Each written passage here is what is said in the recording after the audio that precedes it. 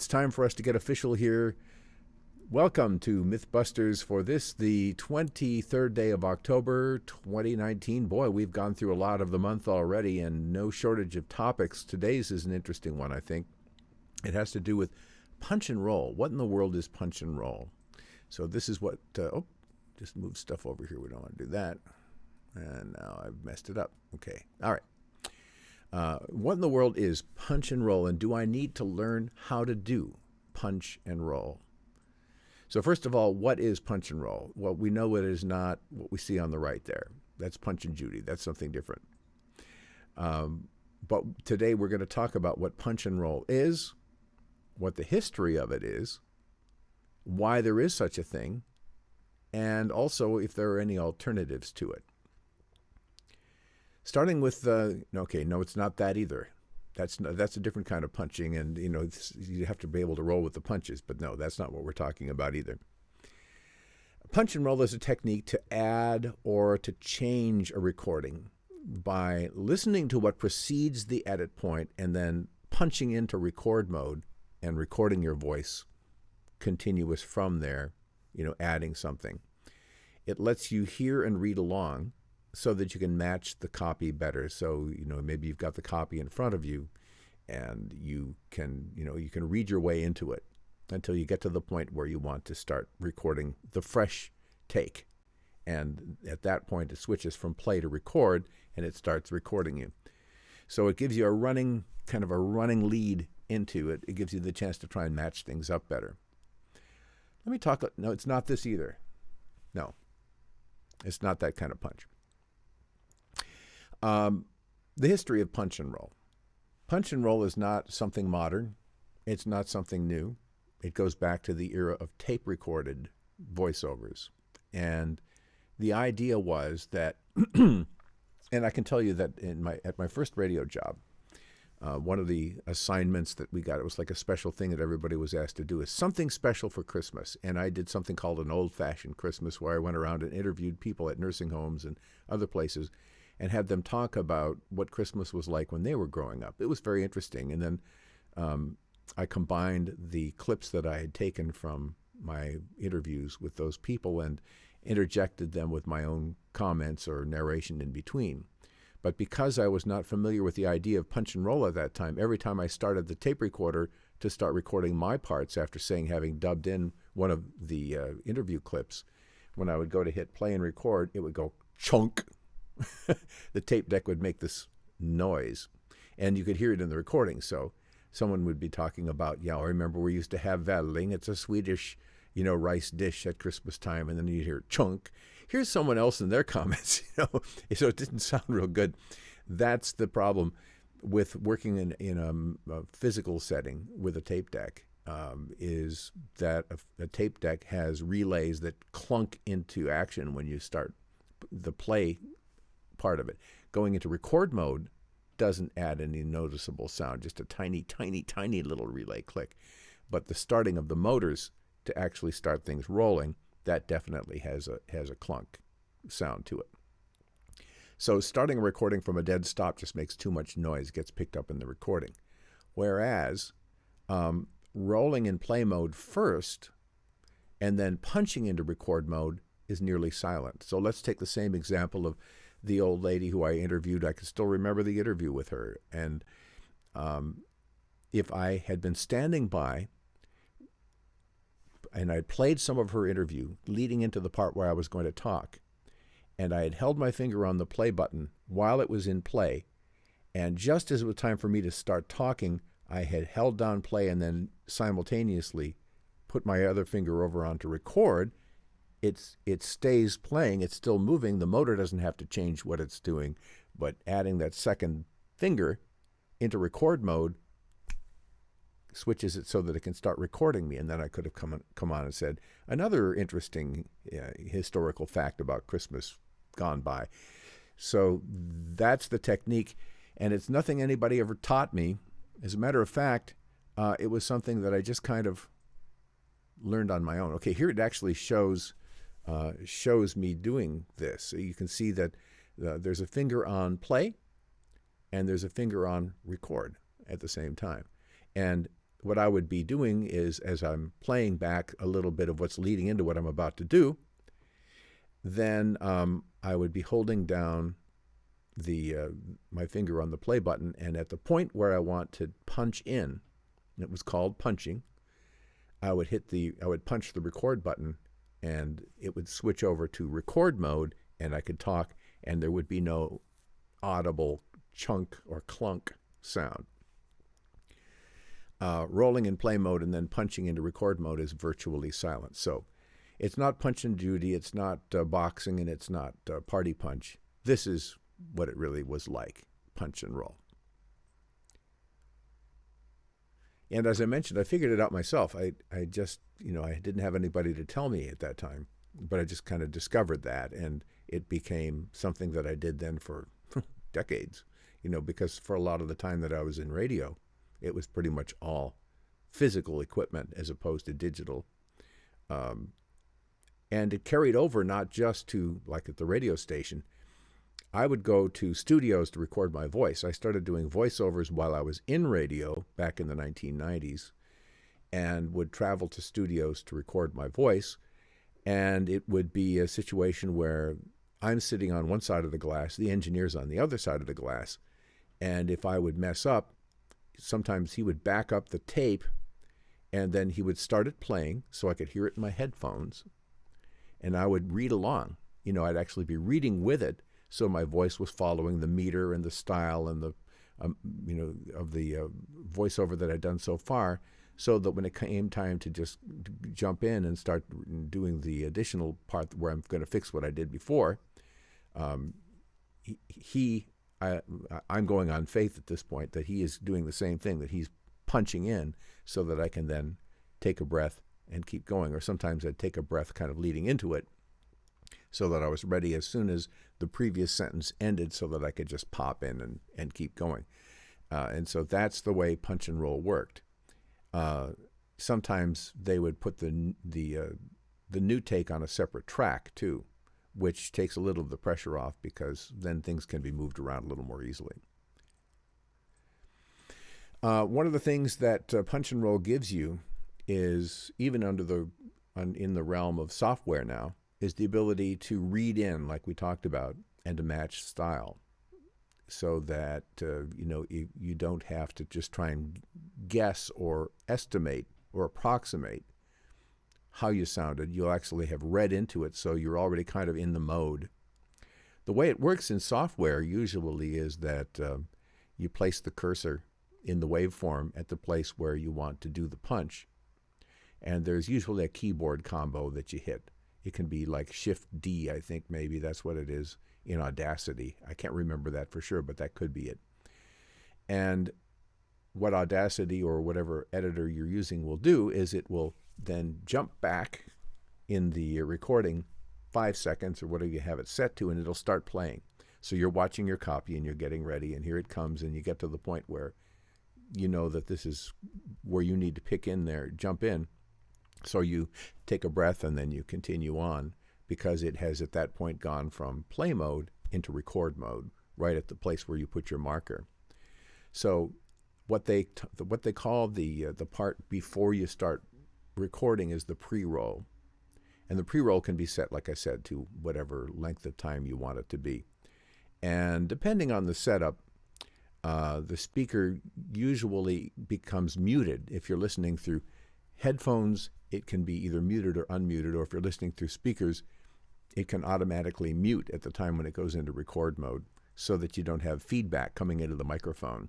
But if the amount of delay is set wrong, the latency they call it, then you can actually have a little bit of what you were just listening to feeding into the mic just about the time you're trying to record, and that can create a problem.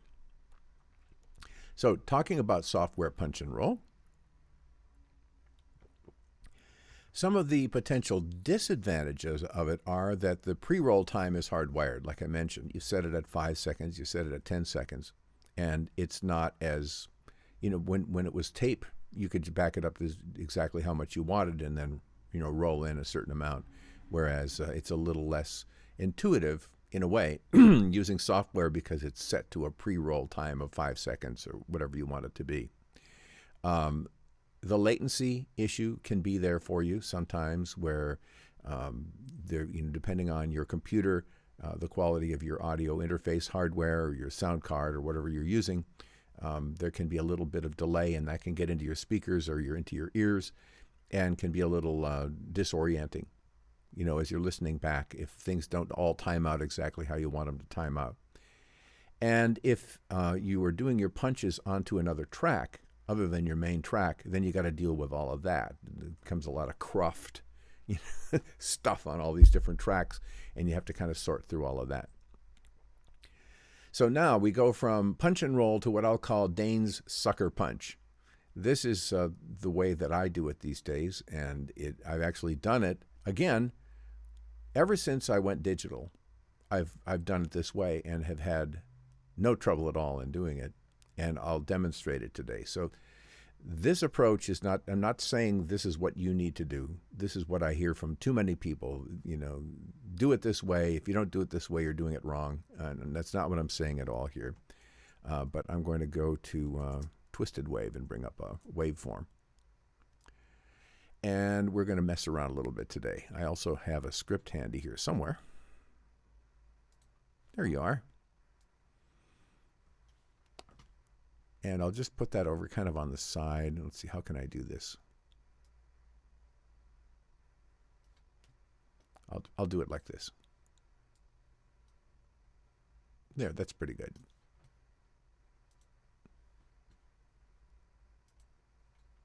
This is a narration that I did earlier today. It was a long one.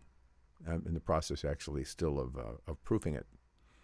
But it has a lot of technical terms in it, a lot of gobbledygook.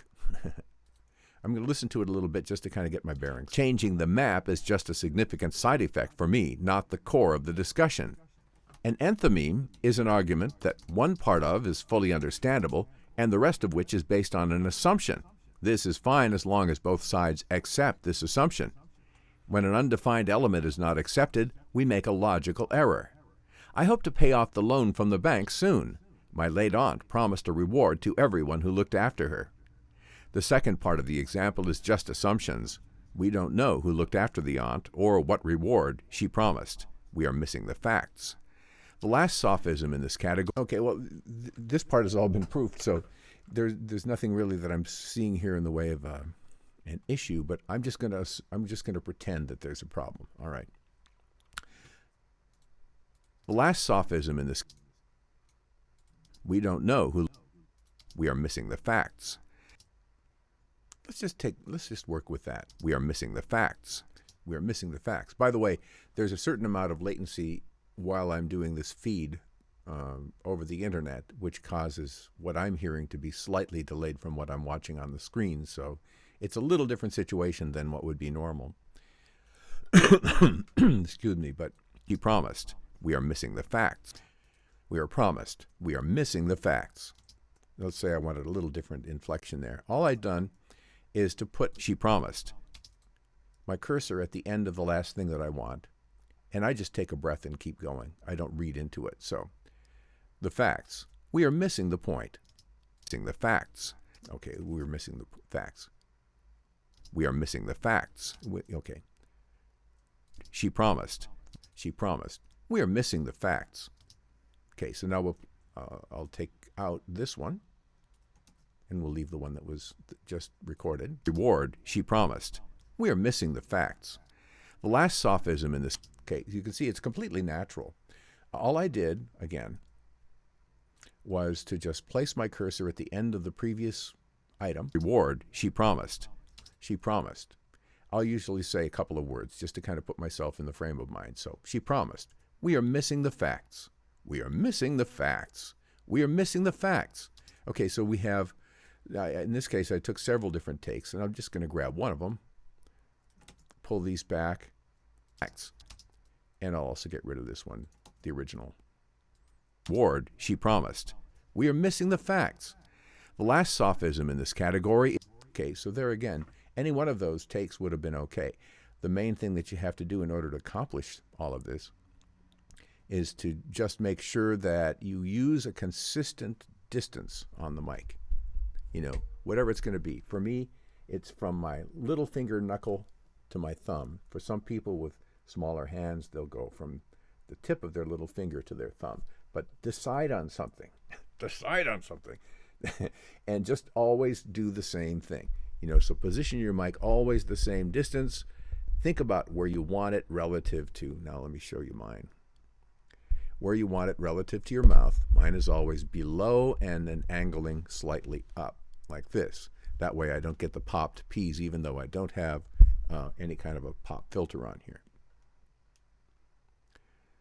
But whatever you do, just make sure you're consistent about it. Put your mic always in the same spot, and life is good. And as you,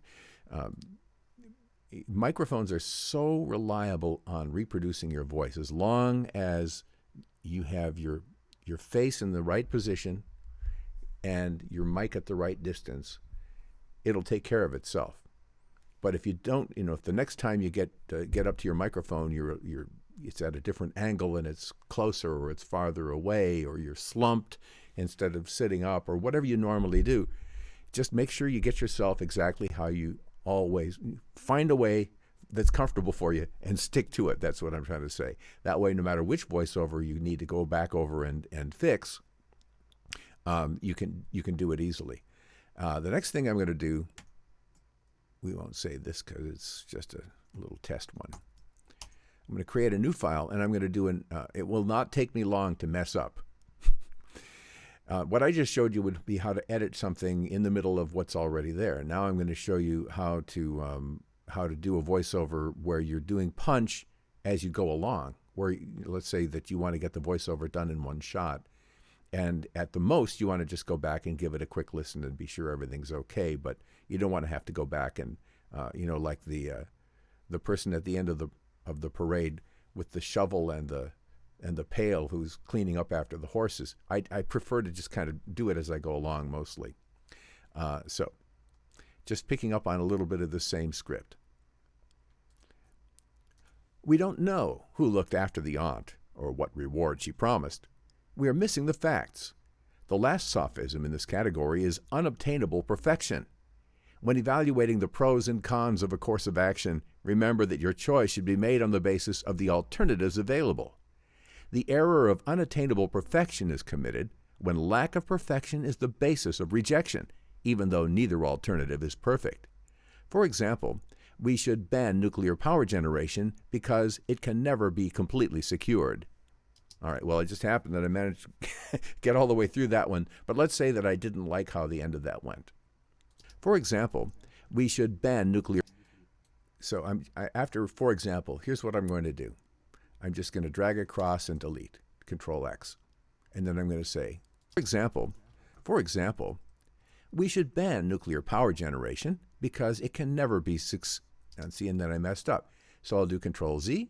For example, we should ban nuclear power generation because it can never be completely secured. All right. For example, we should ban nuclear power generation because it can never be completely secured. So you can see it's completely clean. The main thing is you edit just up to the last part that you want left, and you provide for the gap in what you're about to do. So for example, and you see I'm going to edit it right after the L in example, and I'm going to take a breath.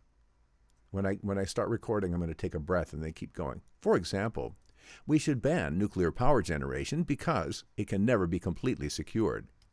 Example, we should ban nuclear power generation because, and if you zoom in, you can see it's a nice natural, this is exactly what you'd expect to see for a breath. A little gap, the breath, and then the tiny gap afterwards, like we talked about the other day. There's the bigger gap before and the tinier gap after. And no editing was required in this procedure at all. And if you go back and listen, I was listening earlier while I was thinking about all this stuff to the narration that I had done earlier today. It was a 23-minute narration, something like that. And I couldn't hear where I had done my punches. Maybe if I had really been listening for them, I could have picked up some of them. Occasionally you'll mess up. Maybe you won't do your timing quite right, but you should always go back over your voiceover anyway. And if you see any little tiny things, you can usually touch them up easily enough.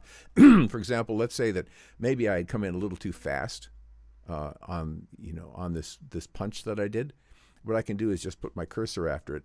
I have R set up on my keyboard for record and stop recording, so I can go like that, and it just adds a little gap. Or let's say that the gap was too much. Well, that's even easier. Just select some of your gap and delete it. For example, we should ban nuclear, and so on. There is my demonstration. Won't save that. We'll close our script. And as you can see, Dane's sucker punch approach can work for both when we're doing a recording initially, where you just cut off what you just did that you didn't like, take it from the last good thing, take a breath and keep going, or it can be used in between times, when you're editing something after the fact too. So my conclusions here: punch and roll is useful and effective. I am not saying don't use punch and roll, but I am saying I think my sucker punch approach is quicker. You can still match the style. You can still keep good pacing. If you don't know your own voice, if you don't know how you're going to sound, some of this comes with experience. You already know what you sound like. Then punching in without having to do an elaborate read-in first is no big deal at all. If you know your own voice, you know where it's going, you know what it's going to sound like, just take your breath and away you go. It'll still allow you to match the style. It'll still give you good pacing. As I said, always listen back to the whole thing, because as with the other approach to punch and roll, you can mess up or it can just not turn out as well as you want.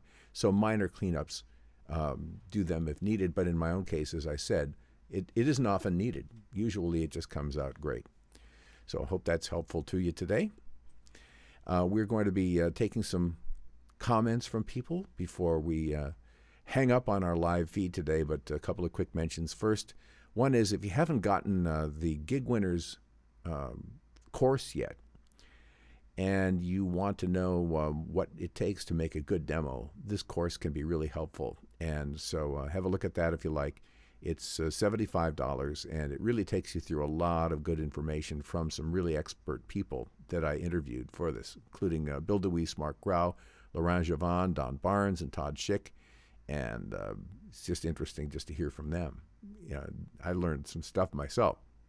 So have a look at that. It's at thegigdoctor.com. Thegigdoctor.com. Right on the front page, you'll see Gig Winners there, and pick that up if you like. It's inexpensive, and it's a jewel. There's a lot of good stuff in there. Please come and join us at the Fiverr and Upwork Voiceover Lounge, the most relaxing place on the internet for voiceover people. We just hang out and have a good time. We learn a lot of things from each other, and you can meet Lizzie the Lounge Lizard, our official mascot over there. Come and join us for the group.